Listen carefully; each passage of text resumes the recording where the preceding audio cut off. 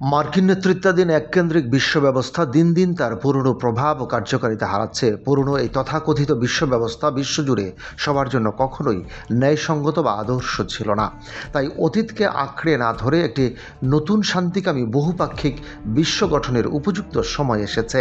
নতুন এই বৈশ্বিক কাঠামো তৈরিতে মূলত চারটি মৌলিক নীতির উপর ঐক্যবদ্ধ হওয়া অত্যন্ত জরুরি।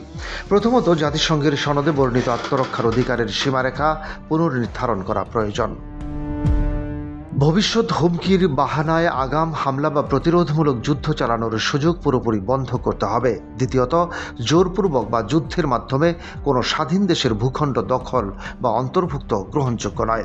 দীর্ঘমেয়াদী সামরিক উপস্থিতি, বসতি স্থাপন কিংবা জনসংখ্যার পরিবর্তন ঘটিয়ে এলাকা দখল বন্ধ করা চাই। ভেনেজুয়েলা, কিউবা কিংবা গ্রিনল্যান্ড সম্পর্কিত মার্কিন হুমকিগুলো এ ধরনের দখলেরই বিপজ্জনক উদাহরণ। তৃতীয়ত, ক্ষমতাধর দেশগুলোর মধ্যবর্তী নিজস্ব স্বার্থ রক্ষায় প্রক্সি যুদ্ধ শুরু বা উস্কে দেওয়া বন্ধ করা উচিত। প্রক্সি যুদ্ধের মাধ্যমে দায়িত্ব এড়ানো গেলেও সাধারণ মানুষের জীবন ধ্বংস হয় ও বৈশ্বিক স্থিতিশীলতা নষ্ট হয়।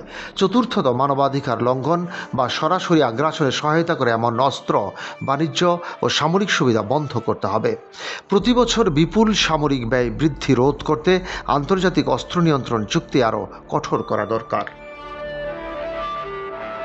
প্রস্তাবিত চার মূলনীতি কেবল অলীক স্বপ্ন নয়, বরং বিশ্বজুড়ে শান্তি ও স্থিতিশীলতা রক্ষার ন্যূনতম শর্ত। বহুপাক্ষিক এই নতুন ব্যবস্থা কোনো নির্দিষ্ট পরাশক্তির সদিচ্ছা বা দ্বৈত নীতির উপর আর নির্ভরশীল হবে না।